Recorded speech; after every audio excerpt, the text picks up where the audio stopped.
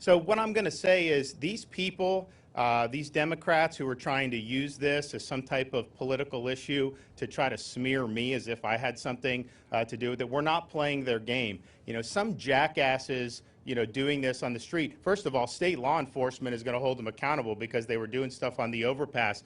So they're absolutely going to do that, and they should do that. But I'm not going to have people try to smear me that belong to a political party that has elevated anti-Semites to the halls of Congress like Ilhan Omar, that have played footsie with the BDS movement, that even have people in their party that have cavorted with Farrakhan.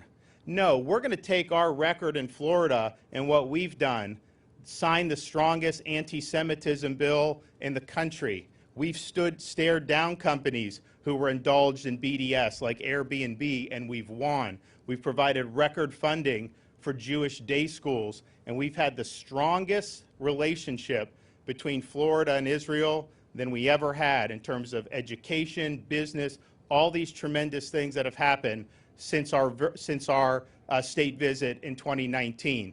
And so they try to play games to try to politicize. Why would they do that?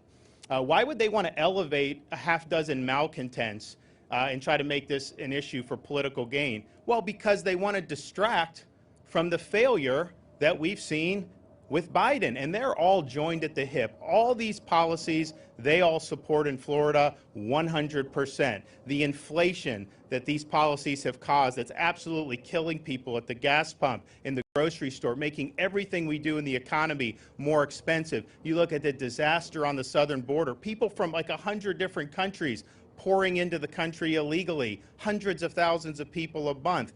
They support those policies. Those are bad policies. You look at the crime throughout the country that's really spiraling out of control because of soft on crime policies. We're not going to let that happen in Florida, but that is something that they're tied at the hip with. You look internationally, how our country's been humiliated, how these other problems are happening, all because of the failure of leadership. And so that is what they're trying to avoid, is being able to be held accountable for that. So we're not going to let them get away, with these stupid things where they're trying to smear somebody unfairly, and I will not be smeared by them, and that's just a reality. And oh, by the way, Florida is probably, maybe other than Israel, the #1 destination for Orthodox Jews to move to if you look over the last 2 years.